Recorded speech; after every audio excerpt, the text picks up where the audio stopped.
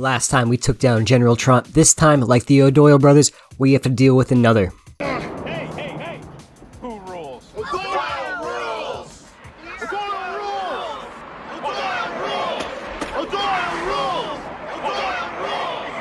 O'Doyle rules! O'Doyle rules! But luckily, it's Borderlands 3, and not school, so it'll be easy, and we can beat these guys down.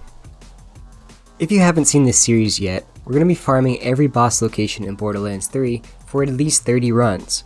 I'll record everything from the cache to the iridium, and of course all the legendary drops. This is done for you, so you don't have to.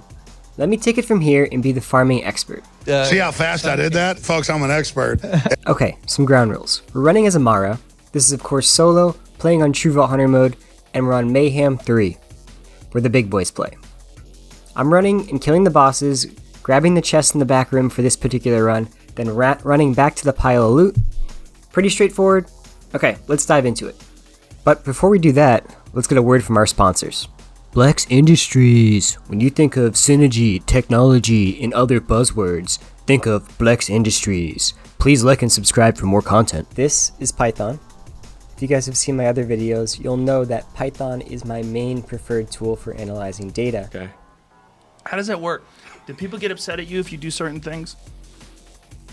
There's tobacco and marijuana in there. That's all it is. I do have a traditional Excel spreadsheet where I capture all the data as I'm playing the game, but Python is where I go and ingest and analyze all the data. So right here you'll see what it looks like in the Excel spreadsheet. It's all my different runs, 1 to 30. We're in Athenas, we're fighting Captain Traunt, we got the cache, we have the iridium drops, we have the start and end times, any of the legendaries, epics, blues that drop, as well as any other important information.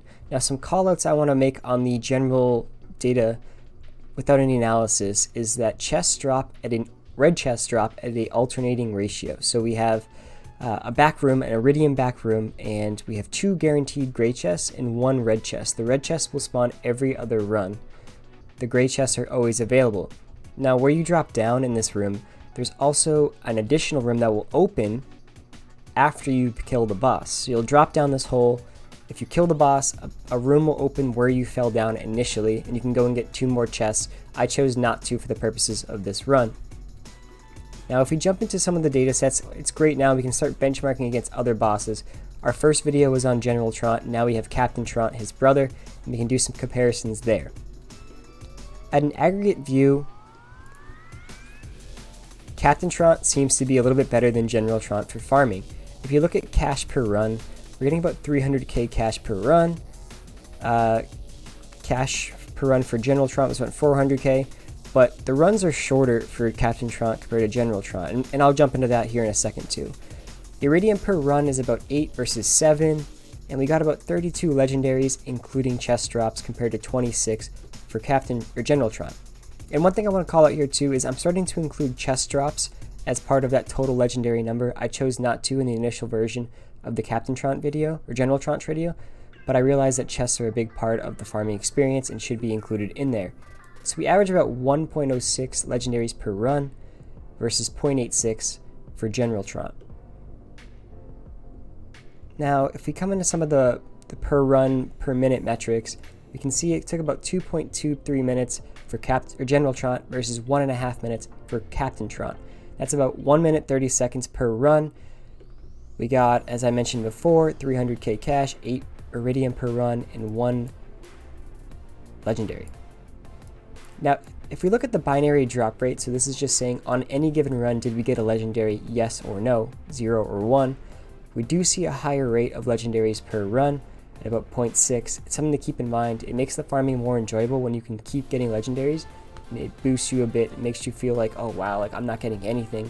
I know during the General Traunt run, we had a big stretch where we basically got nothing for a long period of time, and that demotivates you as you're farming.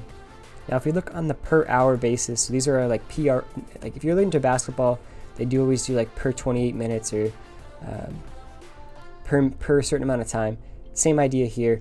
Legendaries per hour, 41 legendaries per hour compared to 23.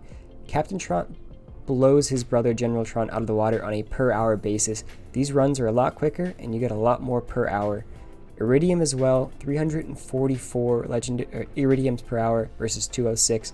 And on a cash basis as well, you're getting much more. So on a per minute, per hour basis, Captain Traunt is better than General Traunt.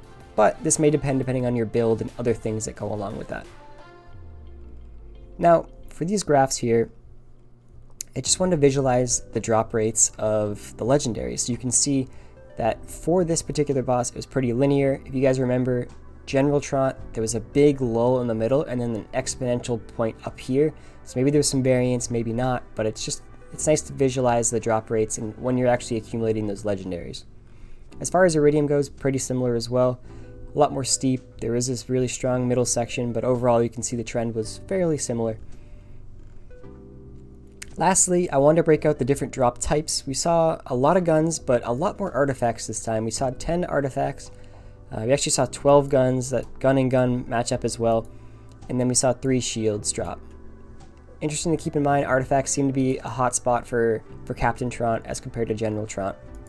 Now, for some of the actual drops we saw 2 dragon artifacts drop, 2 Vanquisher SMGs, 2 Moxie endowments, 2 Big Boom Blasters, and that's it for duplicate drops. Everything else was unique. Some things I'd like to highlight: Conference Call dropped, Lyuda dropped, a Ripper dropped from one of the chests. I want to play with that, it seems pretty interesting. We also saw an Ogre, a Firestorm, and a few other interesting weapons, but those are the big ones to call out. Okay, so we're in game now. We're going to discuss some of the drops. I'm just going to showcase what actually dropped so you can get a visualization of what you could get from Captain Traunt. Some cool anointeds I got is this Shocking Vanisher. Vanisher gives you a slide speed increase as well as double fire rate while you're sliding. Unfortunately, an anointed for Zane, not my particular character of choice, as you can see.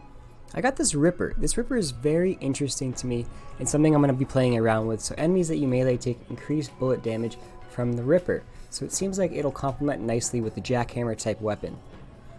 Another anointed I got is this Laser Exploder. After you phase slam, melee damage is increased by 200% for a short time. This is great. I'll be playing around with this.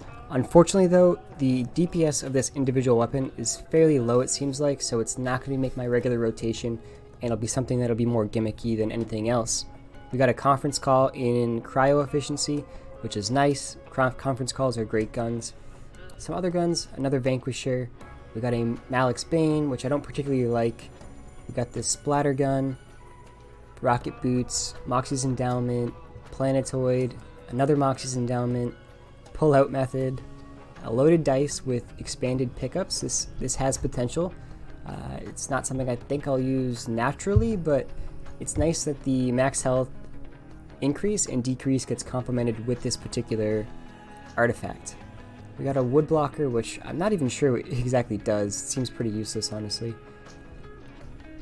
We got this Hyper Focus XZ41. I don't know what this does yet. It doesn't seem that strong. We got this Compressing Trevinator Anointed. Pretty fun. I'm going to be messing around with this as well. Expert Storm. We got a Recursion. 2 Recursions actually. And a Firestorm. Big Boom Blasters. Baby Makers, Hunter Seekers, not this. We got another Lyuda as well, not one of these. I think I left it on the ground.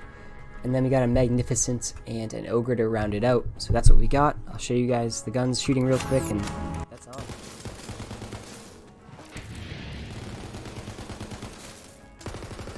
This is the Ripper. Ripper has this really cool animation to it. You can see in the front of it.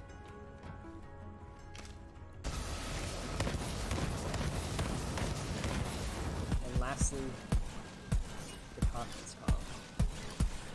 Thank you guys for watching. Please like and subscribe for more content.